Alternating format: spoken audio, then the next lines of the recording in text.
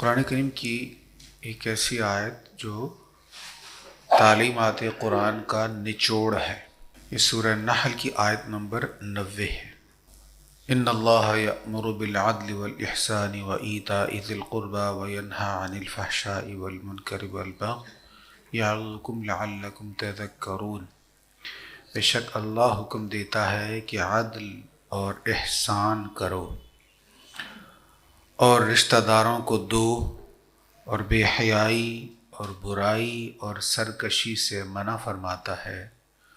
وہ تم کو نصیحت فرماتا ہے تاکہ تم نصیحت قبول کرو۔ عدل اور احسان کا اللہ حکم دیتا ہے۔ عدل کیا ہے؟ جتنی کسی نے زیادتی کی ہے اتنا ہی قانونی طور پر بدلہ لیا جائے، یہ عدل ہے۔ اور احسان یہ ہے کہ معاف کر دیا جائے۔ میرے آقا احسان کیا کرتے تھے، اور احسان تصوف کی جان ہے۔ تصوف کی بنیاد احسان ہے۔ جس میں احسان نہیں ہے اور دعویٰ کرتا ہے صوفی ہونے کا، وہ سچا نہیں ہے۔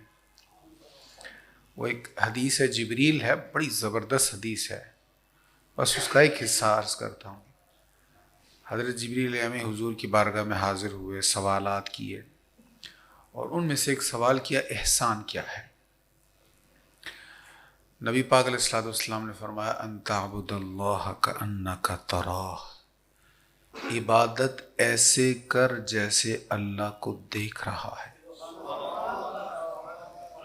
فَإِن لَّمْ تَكُن تَرَاهُ فَإِنَّهُ يَرَاكَ، اگر ایسے نہ کر سکے تو پھر ایسے عبادت کر کہ تجھے یقین ہو کہ اللہ تجھے دیکھ رہا ہے۔ اسی حدیث کی تشریح سے پھر تصوف کی ساری برانچز جو ہے نا وہ اسی سے بنتی ہیں۔ تو فرمایا عدل اور احسان کا حکم دیتا ہے۔ تو کسی نے اپنے وقت پر اچھا نہیں کیا تھا، آپ اس جیسا سلوک کریں تو عدل تو ہو سکتا ہے، لیکن احسان یہی ہے کہ درگزر کر دیں۔ جتنا کسی کا بنتا تھا اتنا ہی دینا عدل ہے، زیادہ دے دیں تو یہ احسان ہے۔ اس سے آگے ایتاء ذی القربی، رشتہ داروں کو دو، اور بے حیائی اور برائی اور سرکشی سے منع فرماتا ہے۔ فحشاء والمنکر، بڑے جامع لفظ ہیں دونوں۔ اللہ تعالیٰ فحشاء اور منکر سے منع فرماتا ہے۔ یہ کیا ہے؟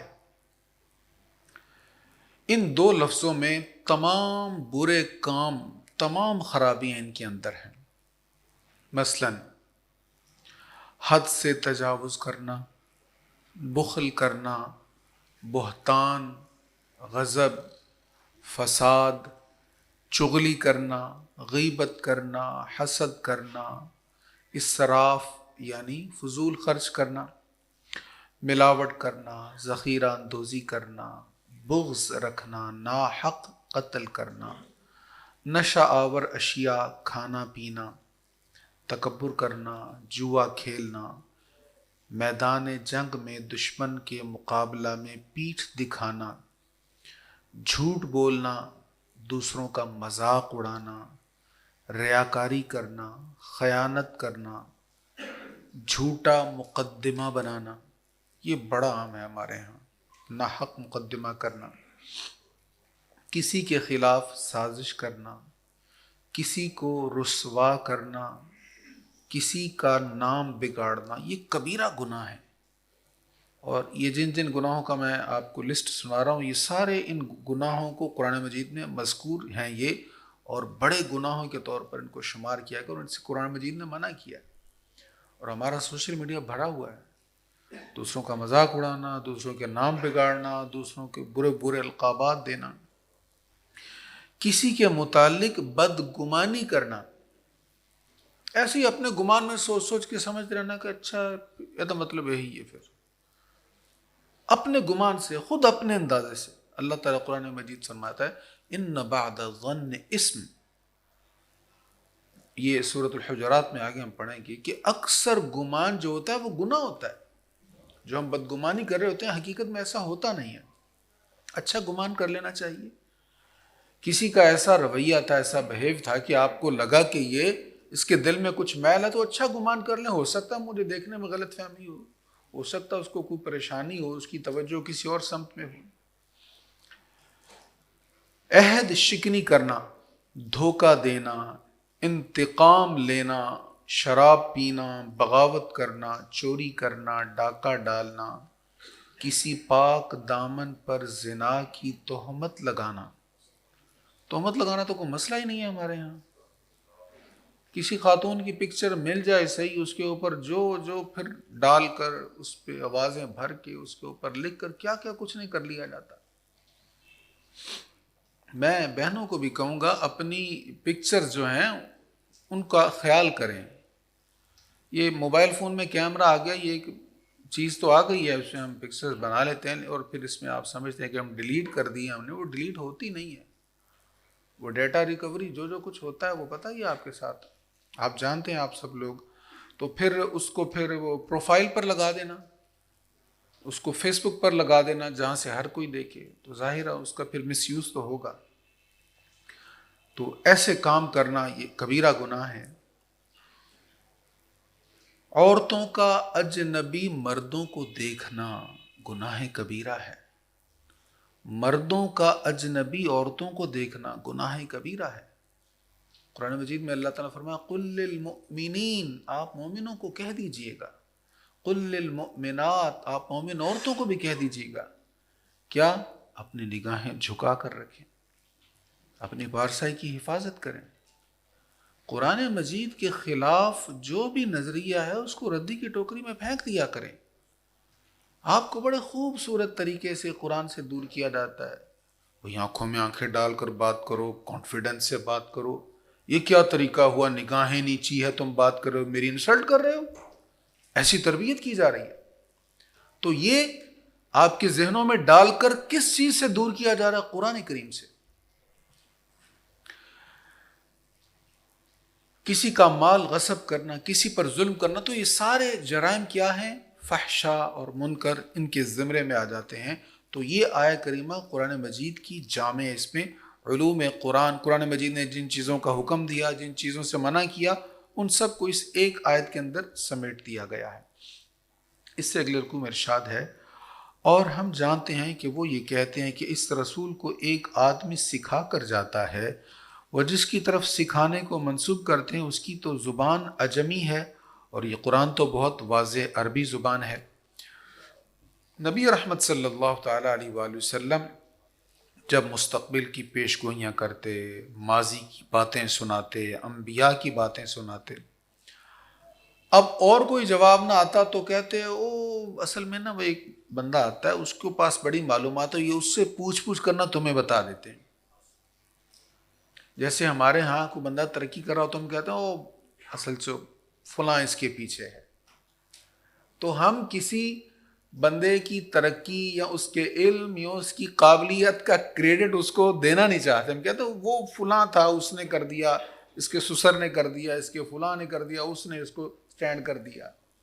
تو اس کی محنت جیسے ہمارے ہاں ہوتا ہے نا، تو ایسے یہ مشرکین مکہ نبی پاک علیہ الصلوۃ والتسلیم کے بارے میں کہتے ہیں نہیں ان پر وہی کہاں سے آنی، ان کو کیا پتا کچھ. وہ ایک بندہ آتا ہے، وہ فلاں فلاں ہے، وہ ادھر سے آتا ہے اور اس سے یہ پوچھ کر بتاتا ہے. وہ بندہ ایک واقعی تھا، لیکن وہ جو بندہ تھا وہ ایسا نہیں تھا کہ حضور کو کچھ بتاتا، وہ تو پوچھنے آتا تھا. اور اس کے وہ تھا کون؟ وہ ایسا تھا جس کو عربی بھی نہیں آتی تھی صحیح، جس کو صحیح عربی بھی نہیں آتی تھی، وہ عجمی تھا جس کے متعلق وہ کہتے تھے. تو اللہ تعالیٰ فرما رہا ہے جس کے متعلق یہ کہہ رہے ہیں اس کو تو عربی زبان ہی صحیح نہیں آتی، اور میرے مصطفیٰ کا کلام جو ہے وہ تو فصاحت و بلاغت کی انتہا پر ہے. ایسے کلام کی نظیر تو بڑے بڑے فصحاء بلغاء پیش ہی نہیں کر سکے. یہ بڑے بڑے فصیح و بلیغ عربی لوگ جب حضور کے سامنے آئے تو زبانیں بند ہو گئی ان کی. اعلیٰ حضرت نے کہا تھا نا تیرے آگے یوں ہیں دبے لچے. حضور علیہ السلام وہ چیلنج کرتے تھے نا، تو نبی پاک علیہ الصلوۃ والسلام نے کہا اچھا چلو یہ سورۃ الکوثر اس کی 3 آیتیں لٹکا دو کعبے کی دیوار پر، دو اس کا جواب۔ اب چھوٹی سی سورت، کسی کے پاس جواب نہیں ہے۔ تیرے آگے یوں ہیں دبے لچے فصحاء عرب کے بڑے بڑے، کوئی جانے منہ میں زبان نہیں بلکہ جسم میں جان نہیں۔ ایسے لگتا ہے منہ میں زبان نہیں ہے، بلکہ ایسے لگتا ہے جسم میں جان ہی نہیں ہے۔ ایسا کلام حضور علیہ الصلوۃ والسلام نے سنا دیا، کلام الہی۔ تو اللہ تعالیٰ فرما رہا ہے یہ کیسے بیوقوف لوگ ہیں، میرے مصطفیٰ پر تہمت بھی لگائی تو یہ لگائی کہ وہ آگے پڑھاتا ہے جس کو عربی نہیں آتی، اور قرآن تو ہے ہی فصیح و بلیغ، عربی کا کلام ہے۔ اس سے آگے ارشاد ہے، اس سے اگلے رکوع میں، یہ قرآن مجید نے جو حرام چیزیں ان کا متعدد مقامات پر اس کا ذکر کیا ہے، سورہ بقرہ میں بھی ہوا، پھر بعد بھی ہوا، یہاں سورہ نحل میں بھی ہے۔ انما حرم علیکم المیتۃ والدم ولحم الخنزیر وما اہل لغیر اللہ بہ، تم پر صرف یہ چیزیں حرام کی ہیں، مردار اور بہتا ہوا خون اور خنزیر کا گوشت، اور جس جانور پر ذبح کے وقت غیر اللہ کا نام پکارا گیا۔ تو حلال جانور مر جائے تو وہ حرام ہو جاتا ہے۔ حلال جانور کا خون جو بہنے والا ہے وہ بھی حرام ہے، دم مسفوح جس کو کہتے ہیں، جب کٹ لگاتے ہیں تو جو خون بہتا ہے وہ بھی حرام ہے۔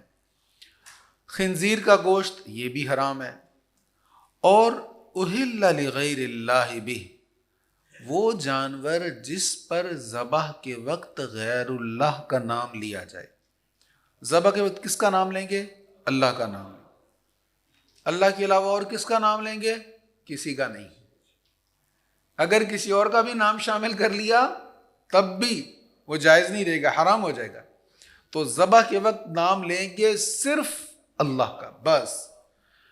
تو اللہ کے علاوہ اگر کسی اور کا نام لیا گیا تو جتنا مرضی حلال جانور ہو وہ حرام ہو جائے گا۔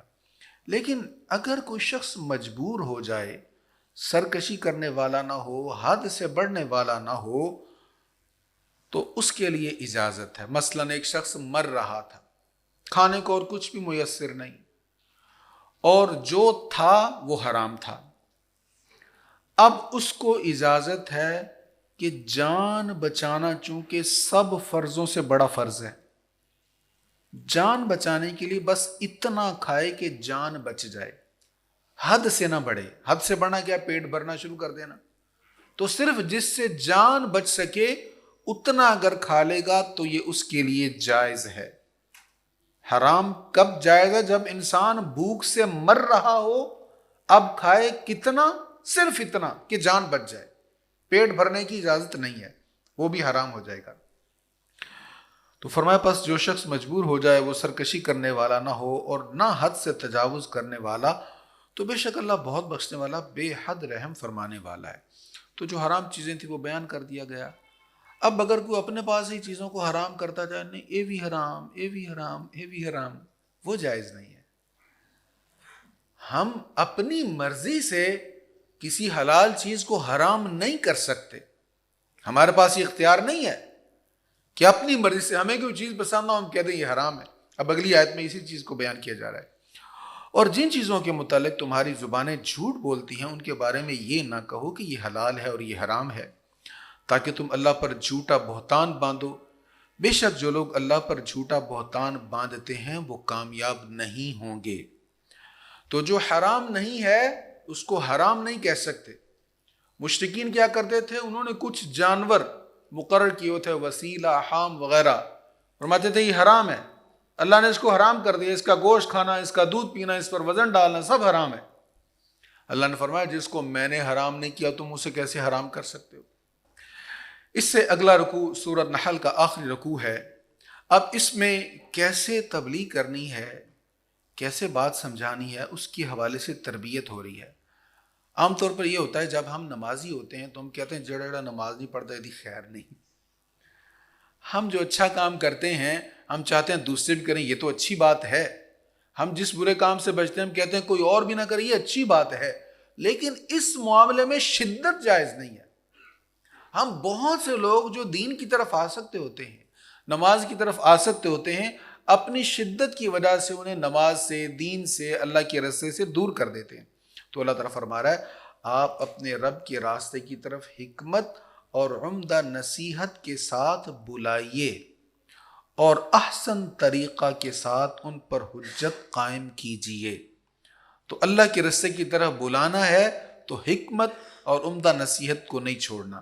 جس کی آپ نے اصلاح کرنی ہے پہلے اس کے ساتھ تعلق بنائیں محبت والا، پھر دیکھیں کہ ماحول کون سا اچھا ہے جس ماحول میں میں اس کو بات کہوں اور پھر وہ اس کو قبول بھی کر لے۔ تو یہ ساری کوشش کرنی چاہیے، انشاءاللہ وہ اگر نہ بھی اس پر اثر ہو تو ہم جو کوشش کریں گے اس کا اللہ کریم اجر عطا فرمائے گا۔ سورہ بنی اسرائیل کا آغاز ہے اور اس میں پہلی آیت میں وہ سفر معراج کا ذکر ہے، تو اس پر تو بات ہوتی رہتی ہے۔ تو مسجد اقصیٰ کے متعلق یہاں پر اس پہلی آیت میں ارشاد ہے الذی بارکنا حولہ، جس کے ارد گرد کو ہم نے برکتیں دی ہیں۔ مسجد اقصیٰ کے متعلق ارشاد ہے الذی بارکنا حولہ۔ تو اس کی عام طور پر آج کل کے مفسرین کی جو تفسیر ہے، میں نے کچھ تفاسیر دیکھی تو اس الذی بارکنا حولہ کی تفسیر میں بیان کیا جاتا ہے کہ مسجد اقصیٰ میں کیا کیا ہے، وہاں کون سے انوار و تجلیات ہیں۔ حضور علیہ السلام کی حدیث کہ جو جا سکتا ہے وہ جائے، جو نہیں جا سکتا وہ وہاں تیل بھیج دے تاکہ چراغ جلایا جا سکے، تو اس کو اس کا بھی اجر ملے گا۔ یہ ساری باتیں برحق ہیں، لیکن یہ جو لفظ ہے نا الذی بارکنا حولہ، یہ مسجد کے اندر کی برکت کو بیان نہیں کر رہا، حول ارد گرد کو کہتے ہیں۔ مسجد میں تو برکات ہیں ہی، لیکن یہاں کہا جا رہا ہے وہ مسجد اقصیٰ جس کا ارد گرد برکت والا ہے، حول جس کا بابرکت ہے۔ اب اس پہ مفسرین، پرانے مفسرین نے اس پر لکھا ہے، جس میں امام ساوی علیہ الرحمہ ہے، وہ کہتے ہیں مسجد میں تو برکت ہوتی ہے، ارد گرد برکت کیا ہے؟ وہ کہتے ہیں مسجد اقصیٰ وہ جگہ ہے جس کے ارد گرد کثیر تعداد میں انبیاء کرام مدفون ہیں۔ تو انبیاء کے مدفن، ان کے مزارات کو برکت والی جگہ کہا جا رہا ہے۔ اس سے اگلے رکوع میں ارشاد ہے وَيَدْعُ الْإِنسَانُ بِالشَّرِّ دُعَاءَهُ بِالْخَيْرِ وَكَانَ الْإِنسَانُ عَجُولًا، اور انسان جس طرح بھلائی کے جلد حصول کی دعا کرتا ہے اسی طرح برائی کی دعا کرتا ہے، اور انسان بہت جلد باز ہے۔ کبھی کبھی ہم برائی کے حصول کی بھی دعا کر رہے ہوتے ہیں، مثلا کسی کے لیے بد دعا کر دینا، غصے میں آ کے اپنے لیے بد دعا کر دینا، اپنے لیے کہہ دینا میرے ساتھ ہی ایسا ہو جائے، میں ہی ایسے ہو جاؤں۔ اور جیسے ہم پنجاب میں کہتے ہیں کسی کے سر چڑھ کر، غصے میں آ کر کسی کے سر پر چڑھتے ہوئے اس طرح کی باتیں کہہ دینا، سناتے ہوئے دوسروں کو، تو اللہ تعالیٰ فرما رہا ہے یہ درست نہیں ہے، یہ انسان کی جلد بازی ہے۔ جلد بازی کیا ہے؟ عام طور پر ہم ہر معاملے میں ہی جلد باز ہوتے ہیں، دنیا کے معاملات میں تو جلد باز ہوتے ہیں نا، دین میں ہم بڑے جلد باز ہوتے ہیں۔ وضو کرنا تو تیز تیز کرنا ہے، نماز پڑھنی ہے تو تیز تیز پڑھنی ہے۔ اچھا تراویح پڑھیں گے تو ہم کہیں کہ بس امام صاحب ایسے ہو 30-40 منٹ میں 20 تراویح پڑھا کے فارغ کر دیں، کیا بات ہے جی، بہت اچھا کیا۔ ہر معاملے میں ہمارے ہاں جلدی ہوتی ہے۔ قرآن کریم پڑھنا پڑ جائے، تلاوت کرنی پڑے، ہم کوشش کرتے ہیں جلدی سے جلدی اسپیڈ کے ساتھ ہم اس کی تلاوت کر لیں۔ تو جلد بازی جو ہے نا یہ پسند نہیں ہے، اللہ تعالیٰ کو پسند نہیں۔ ہاں آپ کا حج رہتا ہے کرنے والا، جلدی کریں، زندگی کا کوئی پتہ نہیں۔ زکوٰۃ آپ کی ذمہ آ گئی ہے، جلدی کریں، زکوٰۃ کی ادائیگی کر دیں۔ روزے چھوٹ گئے تھے سفر کی وجہ سے یا مرض کی وجہ سے، تو جیسے ہی موقع ملے جلدی کریں ان کی ادائیگی کے لیے، کہیں رہ نہ جائے۔ تو جلد بازی کے متعلق ایک دو احادیث ہیں۔ نبی رحمت صلی اللہ تعالی علیہ وآلہ وسلم نے فرمایا، حضرت سہل بن سعد بیان کرتے ہیں، آقا کریم علیہ السلام نے فرمایا برد باری اللہ کی طرف سے ہے اور جلد بازی شیطان کی طرف سے ہے۔ یہ ترمذی شریف کی حدیث ہے۔ اور حضرت عقبہ بن عامر رضی اللہ عنہ بیان کرتے ہیں، حضور علیہ السلام نے ارشاد فرمایا جس نے توقف کیا اس نے اپنا مقصد پا لیا، قریب ہے کہ وہ اسے پالے، اور جس نے جلدی کی تو اس نے خطا کی یا قریب ہے کہ وہ خطا کھا جائے۔ اس سے آگے اگلے رکوع میں ارشاد ہے وَآتِ ذَا الْقُرْبَى حَقَّهُ وَالْمِسْكِينَ وَابْنَ السَّبِيلِ وَلَا تُبَذِّرْ تَبْذِيرًا، اور رشتہ داروں اور مسکینوں اور مسافروں کا حق ان کو دیتے رہو اور اسراف اور فضول خرچ کرنے سے بچو۔ ان المبذرین کانوا اخوان الشیاطین، بے شک فضول خرچ کرنے والے شیطان کے بھائی ہیں۔ ہم سمجھتے ہیں پیسے ہمارے ہیں، جیسے مرضی اڑائیں، جیسے مرضی خرچ کریں، اور میں فضول خرچ کرنے والے شیطان کے بھائی ہیں۔ اب اس پر ایک بس میں قول آپ کو سناؤں گا۔ حضرت عثمان بن اسود کہتے ہیں کہ میں حضرت مجاہد کے ساتھ کعبہ شریف کا طواف کر رہا تھا تو جبل ابو قبیس سامنے تھا۔ اب تو وہ جبل ابو قبیس نظر نہیں آتا، بلڈنگز کے نیچے آ گیا ہے، تو اس وقت پہلے یہ بہت بڑا پہاڑ نظر آتا تھا طواف کے دوران۔ تو حضرت مجاہد نے طواف کرتے ہوئے ابو قبیس پہاڑ کی طرف دیکھ کر کہا، اگر کوئی شخص اس پہاڑ کے برابر بھی اللہ کی اطاعت میں خرچ کرے تو وہ مسرفین میں سے نہیں ہے۔ اس پہاڑ کے برابر اللہ کی اطاعت میں خرچ کر دے تو وہ فضول خرچ کرنے والوں میں سے نہیں ہے، لیکن اگر کوئی ایک درہم بھی اللہ کی اطاعت سے نکل کر خرچ کرے گا تو وہ مسرف ہو جائے گا۔ اس سے اگلے رکوع میں ارشاد ہے، وَلَا تَقْرَبُوا الزِّنَا إِنَّهُ كَانَ فَاحِشَةً وَسَاءَ سَبِيلًا، اور زنا کے قریب نہ جاؤ، بے شک وہ بے حیائی ہے اور برا راستہ ہے۔ قرآن کریم نے زنا سے منع کیا ہے، لیکن اس جگہ زنا کے قریب جانے سے منع کیا ہے۔ یہاں زنا سے نہیں منع کیا جا رہا، زنا کی ممانعت تو ہے ہی، زنا کے قریب جانے سے منع کیا گیا ہے۔ اب زنا کے قریب جانا کیا ہے؟ ہر وہ ریلیشن، ہر وہ تعلق جو زنا کی طرف لے جا سکتا ہے وہ زنا ہے۔ آج کے دور میں غیر محرموں کے تعلق رہتے ہیں فون کے ذریعے اور بہت سی اپلیکیشنز کے ذریعے سے، اور یہ تعلق پھر نتیجہ نکلتا ہے ان کا زنا، انتہا ہوتی ہے ان کی زنا پر۔ تو اللہ تعالیٰ فرما رہا ہے ہر وہ عمل، اس میں غیر محرموں کا آپس میں بے تکلف ہونا، اکٹھے علیحدگی میں تنہائی میں بیٹھنا، ایک دوسرے سے ہاتھ ملانا، یہ سب چیزیں اس کے اندر شامل ہیں۔ فرمایا زنا کے قریب نہ جاؤ۔ اسی طرح اگر کسی کے ساتھ ریلیشن نہیں ہے لیکن ہم نگاہوں کی حفاظت نہیں کریں تو یہ بھی زنا کے قریب جا رہے ہیں۔ جس نے اپنی نگاہوں کو بچا لیا اس نے اپنے نفس کو بچا لیا، نگاہوں کو جس نے پاک کر لیا اس نے اپنا من پاک کر لیا۔ اللہ کریم رمضان کی حسین راتوں کے صدقے ہماری نگاہیں پاک کر دے۔ وَإِن مِّن شَيْءٍ إِلَّا يُسَبِّحُ بِحَمْدِهِ، ہر چیز اللہ کی حمد کے ساتھ اس کی تسبیح کر رہی ہے۔ کتنا پیارا جملہ، ہر چیز اس کی تسبیح کر رہی ہے۔ ایک غافل ہیں تو ہم ہیں، ہم غافل نہ، وگرنہ کائنات کی کوئی چیز ایسی نہیں ہے جو اس کی تسبیح نہ کرے۔ اللہ تعالیٰ فرما رہا ہے، اور آپ میرے بندوں سے کہیے کہ وہی بات کہا کریں جو سب سے اچھی ہو۔ اچھی باتیں کہنے کا ہمیں حکم دیا گیا۔ لا يحب اللہ الجہر بالسوء من القول الا من ظلم، چھٹے پارے کی پہلی آیت آپ سن چکے۔ ہم دیکھیں تو صحیح ہمارے ارد گرد ماحول کیسا بن گیا ہے، اچھی باتیں کہنے والے کتنے ہیں اور بری باتیں کہنے والے کتنے ہیں، اور ہم اچھی باتوں کو کتنا پروموٹ کرتے ہیں اور بری باتوں کو کتنا پروموٹ کرتے ہیں۔ کتنی جلدی وہ کلپس جو ہیں وہ وائرل ہو جاتے ہیں جن میں دوسروں پر سخت زبان کے ساتھ برے لہجے کے ساتھ تنقید کی جاتی ہے، بڑے فیمس ہو جاتی ہیں وہ چیزیں ہمارے ہاں۔ اس سے اگلے رکوع میں ارشاد ہے، شیطان نے اللہ تعالیٰ کی بارگاہ میں جب اس کو نکالا گیا تھا، تو کل بھی اس پر بیان ہوا تھا، آج بھی تھوڑے سے مختلف انداز میں آج بھی وہ قرآن کریم میں وہ مقام آیا سورہ بنی اسرائیل میں۔ تو شیطان نے کہا کہ میں تیرے بندوں کو پھسلاؤں گا، ان کو گمراہ کروں گا۔ تو اللہ تعالیٰ نے کیا فرمایا، تو ان میں سے جن کو اپنی آواز کے ساتھ پھسلا سکتا ہے پھسلا دے۔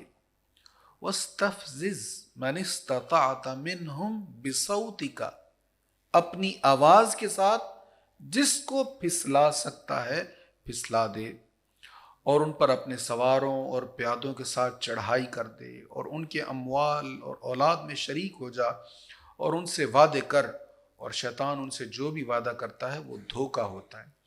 تو شیطان اپنی آواز کے ساتھ پھسلا رہا ہے۔ کیسے پھسلا رہا ہے؟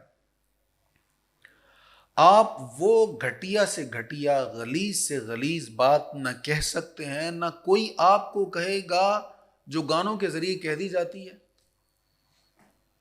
میوزک چل رہا ہے، شادی کی تقریب ہے، کوئی بھی تقریب ہے، اس میں انتہائی گھٹیا جملے اور بری باتیں اس میں کہی جا رہی ہیں، اور ہم آرام سے بیٹھے، کوئی مسئلہ ہی نہیں ہے، یہ ہماری روٹین بن گئی۔ اور اگر بلکہ ماحول ایسا بن گیا، اگر کوئی کہہ دے جی اس کو بند کر دے، کہتے ہیں یار یہ ادھر کدھر آ گیا، اس کو اٹھاؤ باہر کہیں بٹھاؤ اس کو۔ میں جب ان چیزوں کو دیکھتا ہوں تو مجھے وہ یاد آتے ہیں اصحاب سبت۔ اصحاب سبت کیا تھے؟ وہ مچھلیاں پکڑتے تھے نا، آپ نے واقعہ سنا ہے، تو ان کو دوسرے لوگ جب منع کرتے تھے نا، وہ کہتے تھے یار یہ اس میں کیا ہے، کیوں آپ کو برا لگتا ہے، سارے ہی تو پکڑ رہے ہیں، ہم بھی پکڑ رہے ہیں، وہ دوسرے بھی پکڑ رہے ہیں، وہ اہل علم بھی پکڑ رہے ہیں، جہلاء بھی پکڑ رہے ہیں، اور سالہ سال سے کام ہو رہا ہے، تم پتہ نہیں کہاں سے آ جاتے ہو، نہیں اپنی بات لے کر، جیسے ہم کہتے ہیں دنیا چاند پہ پہنچ گئی اور تم ابھی تک ان باتوں میں الجھے ہو۔ تو اس طرح ان کو کہا جاتا تھا۔ بالآخر ان لوگوں نے دیوار بیچ میں کر لی، وہ الگ رہنے لگ گئے، اور ادھر والے لوگ جو تھے وہ اپنی زندگی میں مست ہے کہ روٹین میں ہے، جو کچھ ہم کر رہے ہیں کچھ غلط نہیں کر رہے۔ اور پھر وہ دیوار کے اس طرف والوں نے ایک دن دیکھا ادھر سے کوئی آواز نہیں آ رہی، دیوار کے اوپر سے جب دیکھا تو سارے بندر اور خنزیر بنے ہوئے تھے۔ اللہ تعالیٰ ہمیں اپنے احوال بہتر کرنے کی توفیق عطا فرمائے۔ فجر کے وقت جو قرآن ہے نا، اس کی بڑی اہمیت ہے۔ قرآن تو جب بھی پڑھیں اس کی برکت ہے، لیکن نماز فجر میں جو قرآن پڑھا جاتا ہے نا، اس کی فضیلت یہاں پر بیان ہوئی آیت نمبر 78 میں۔ فرمایا بے شک فجر کی نماز کے قرآن پڑھنے میں فرشتے حاضر ہوتے ہیں۔ تو فجر کی نماز میں عام طور پر تلاوت تھوڑی سی زیادہ ہوتی ہے۔ آپ کی اس مسجد میں فجر میں پورا ترتیب کے ساتھ قرآن مجید پڑھا جاتا ہے، شوال میں یا ذیقعد میں شروع ہوتا ہے اور شعبان تک پورا قرآن مجید پڑھا جاتا ہے۔ تو فجر کے وقت تلاوت تھوڑی سی زیادہ ہونی چاہیے، اور اس میں سننے کا سنانے کا ذوق ہونا چاہیے۔ جو فرشتے آتے ہیں نا رات کو، وہ دن کو چلے جاتے ہیں، دن کو پھر دوسرے فرشتے آ جاتے ہیں، ان کی ڈیوٹی لگ جاتی ہے، تو ڈیوٹیاں دن رات کی چینج ہوتی ہیں۔ لیکن فجر کے وقت رات والے فرشتے بھی موجود ہوتے ہیں، دن والے آئے ہوتے ہیں، تو دونوں فرشتے حاضر ہوتے ہیں جب فجر کی تلاوت ہو رہی ہوتی ہے۔ اس سے آگے اللہ تعالیٰ چیلنج کر رہا ہے کفار کو، آپ کہیے کہ اگر تمام انسان اور جن مل کر اس قرآن کی مثل لانا چاہیں تو وہ اس کی مثل نہیں لا سکیں گے، خواہ وہ ایک دوسرے کے مددگار ہو جائیں۔ تو 1444 سال تو ہو گئے ہجرت مصطفیٰ صلی اللہ علیہ وسلم کو، کب کا چیلنج کیا ہوا ہے، سارے جن انسان سبھی مل کر اس کی مثل لاؤ، نہیں لا سکے اور نہ ہی لا سکیں گے۔ اس سے اگلے رکوع میں ارشاد ہے، اور لوگوں کو ایمان لانے سے صرف یہ چیز مانے ہوئی کہ جب بھی ان کے پاس ہدایت آئی تو انہوں نے کہا کیا اللہ نے بشر کو رسول بنا کر بھیجا ہے؟ آپ کہیے اگر زمین میں فرشتے بستے اور اطمینان سے چلتے پھرتے تو ہم ان پر آسمان سے فرشتہ ہی رسول بنا کر نازل کرتے۔ تو وہ مشرکین مکہ کہتے کہ یہ تو بشر ہیں، تو بشر کو اللہ نے کیسے رسول بنا کر بھیج دیا؟ اللہ بھیجتا تو کسی فرشتے کو بھیجتا نبی بنا کر۔ اللہ تعالیٰ فرماتا ہے میں نے بشر کو اس لیے بھیجا ہے کہ بشروں میں بھیجا ہے نا، انسانوں میں بھیجا ہے، اسی لیے انسانی صورت میں بھیجا ہے تاکہ اس کا عمل تمہارے لیے نمونہ بن جائے۔ اگر فرشتہ آتا تو پھر تم کہتے جی آپ تو فرشتے ہیں، آپ تو یہ کر سکتے ہیں، ہم انسان ہیں نا، تو اگر آپ ہمارے جیسے ہوتے تو پھر پتہ چلتا نا کیسے ہوتا ہے۔ تو حضور علیہ السلام بشری لباس میں آئے ہیں تاکہ اگر غلاموں کو کہا ہے کہ بھوک برداشت کرو تو پیٹ پر خود بھی پتھر باندھا ہے، جو حضور نے حکم فرمایا خود اس پر عمل بھی کر کے دکھایا، اس لیے فرمایا جب انسانوں میں بھیجا ہے تو بشری لباس میں ہی ہم نے بھیجنا تھا۔ اس سے آگے کفار کے ایک اعتراض کا جواب ہے اگلے رکوع میں۔ کفار نے کہا اچھا ٹھیک ہے، یہ کہتے ہیں کہ مجھ پر وحی نازل ہوتی ہے، تو پہلے جو کتابیں آئی تھی وہ تو ایک ہی بار کتاب نازل ہو گئی تھی، موسیٰ علیہ السلام طور پر گئے، ایک ہی بار ساری کتاب لے کر آ گئے، یہ کیا بات ہوئی، اتنا عرصہ ہو گیا ان کی کتاب ہی نہیں مکمل ہو رہی، کبھی کہتے ہیں یہ آیتیں نازل ہوئیں، کبھی کہتے ہیں یہ ہوئی ہیں، تو اگر کلام الہی ہے تو ایک ہی بار کیوں نہیں نازل ہو رہا؟ اب یہ انہوں نے اعتراض کیا، اس کو قرآن بیان کر رہا آیت نمبر 107 میں، 106 میں، سورہ بنی اسرائیل آیت نمبر 106۔ اور قرآن کو ہم نے تھوڑا تھوڑا کر کے حسب موقع نازل کیا تاکہ آپ اسے لوگوں پر ٹھہر ٹھہر کر پڑھیں اور ہم نے اس کو بتدریج نازل کیا ہے۔ اچھا، اس کو ٹھہر ٹھہر کر کیوں نازل کیا ہے؟ اس لیے کہ اس کا یاد کرنا آسان ہو۔ قرآن مجید حضور علیہ الصلوۃ والسلام پر 23 سال کے عرصہ میں مکمل ہوا ہے، اور جب قرآن مکمل ہوا تو حضور کے غلام حافظ قرآن تھے۔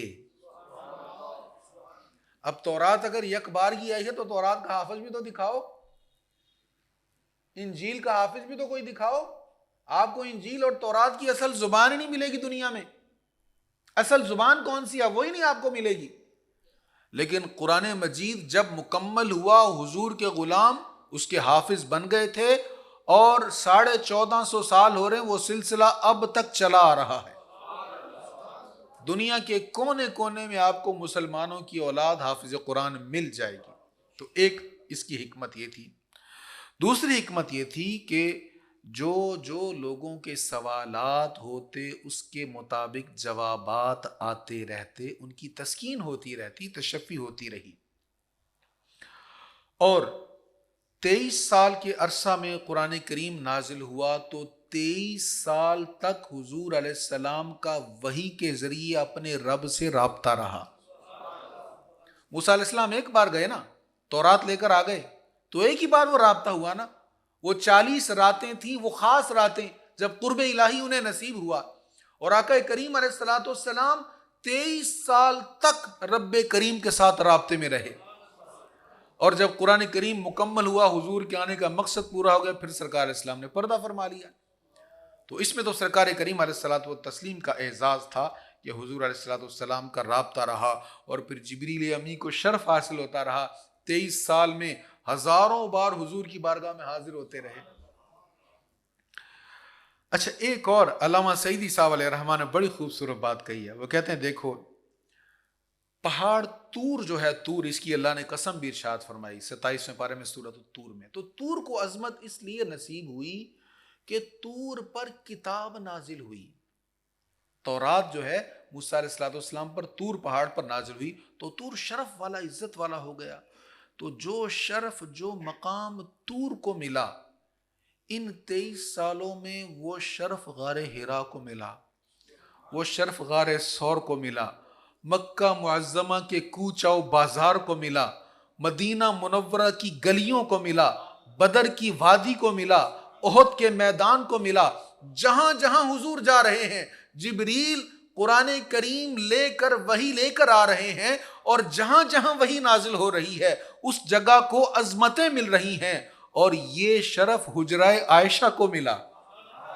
حضور علیہ الصلوۃ والسلام کا سر انور ام المؤمنین سیدہ عائشہ صدیقہ کی گود میں ہے، اور حضور علیہ السلام پر ایسے میں بھی وحی نازل ہوئی ہے۔ تو حضور علیہ الصلوۃ والسلام پر جو وحی نازل ہوئی، نجمن نجمن بتدریج، اس میں تو عظمت مصطفیٰ کے بہت سارے پہلو ہیں۔ اس سے آگے سورہ کہف ہے، لیکن وقت بہت سارا ہو گیا ہے۔ تو سورہ کہف میں اصحاب کہف کا واقعہ ہے۔ وہ چند نوجوان تھے جو اپنا ایمان بچانے کے لیے وہاں سے چلے گئے۔ وہ دقیانوس بادشاہ کا زمانہ تھا۔ کبن نے بھی اپنی کتاب میں لکھا ہے، یہودیوں اور عیسائیوں کی کتابوں میں اصحاب کہف کا واقعہ موجود ہے۔ تو حضور علیہ الصلوۃ والسلام سے پوچھا مشرکین نے، کفار نے، کہ بتائیں وہ کون سے لوگ تھے اصحاب کہف کے متعلق۔ تو حضور علیہ السلام پر یہ صورت نازل ہوئی، اور بھی کچھ واقعات کے بارے میں پوچھا، وہ پھر واقعات کل بیان ہوں گے۔ تو اصحاب کہف کا مختصر واقعہ عرض کر دوں۔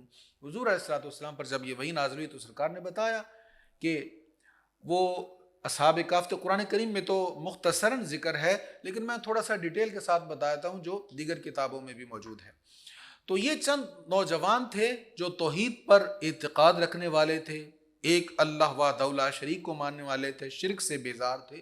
تو دقیانوس بادشاہ کا زمانہ تھا، اور جب ان نوجوانوں کو اس نے دیکھا تو اس نے دربار میں بلا کر کہا کہ تم اگر اپنے اس عقیدے سے باز نہیں آؤ گے تو تمہیں سزا ہوگی۔ اب انہوں نے مہلت مانگی اور وہاں سے نکلے۔ اب سوچ میں پڑ گئے ہم کیا کریں۔ وہاں سے نکلے اور ایک غار میں جا کے پناہ لے لی۔ ساتھ میں ان کا کتا بھی تھا، وہ بھی ساتھ چلا گیا۔ انہوں نے بڑا بھگانے کی کوشش کی، وہ نہیں بھاگا، تو یہ غار میں جا کے لیٹ گئے، اور ان کا جو کتا تھا وہ غار کے دھانے پر بیٹھ گیا۔ اب یہ سوئے تو سوئے 3 صدیاں گزر گئیں، 309 سال گزر گئے ان کو سوئے سوئے۔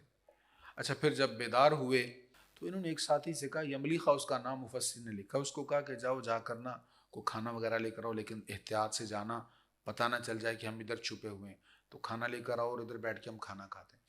اب وہ جب کھانا لینے کے لیے بازار گیا تو دیکھا سارا ماحول ہی چینج ہوا پڑا ہے۔ اب 300 سالوں میں تو بہت بڑا چینج آ گیا تھا نا، ماحول بدل گیا، لوگ بدل گئے، کوچہ و بازار بدل گئے۔ تو یہ حیران تو بہت ہوا، لیکن اس نے کہا چلو میں کھانا تو لے کر جاؤں، باقی پھر باتیں میں جا کے ان کو بتاؤں گا، ادھر تو منظر بدلا پڑا ہے۔ تو جب اس نے وہ دکان، نان بھائی جو دکان تھی یا ریسٹورنٹ تھا، وہاں پر جا کے اس نے کھانا مانگا اور اس جب سکہ دیا تو اس نے سکہ دے کر کہا، یہ نوادرات میں سے تیرے پاس کہاں سے آیا ہے؟ یہ تو آج سے 300 سال پہلے کا سکہ ہے، تو یہ تیرے پاس کہاں سے آیا؟ اس نے پکڑ لیا اور اس کو، جو اس دور میں تھی منتظم یا سپاہی پولیس وغیرہ، اس کے حوالے کر دیا۔ اب معاملہ بادشاہ تک پہنچ گیا۔ اب اس دور میں جو بادشاہ تھا وہ تھا بیدروس، اس کا نام مفسرین نے لکھا ہے۔ اس نے جب اس کو طلب کیا تو اس نے بتایا کہ جناب ہم تو ایسے دقیانوس بادشاہ تھا تو ہم تو اس سے بچ کر جیسے ادھر جا کے سوئے ہیں، تو ہمیں تو دن کا تھوڑا سا حصہ گزرا سوئے ہوئے۔ وہ کہنے لگی جو تم زمانہ بتا رہے اس کو تو 300 سال گزر چکے ہیں، 3 صدیاں گزر چکی ہیں۔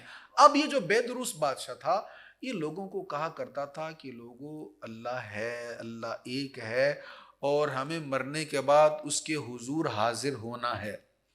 حیات بعد الممات کے متعلق لوگوں کو کہتا تھا، لوگ مانتے نہیں تھے، وہ کہتے تھے کیسے ہو سکتا ہے کہ جب ہم مر جائیں گے، خاک ہو جائیں گے، پھر ہمیں دوبارہ اٹھایا جائے؟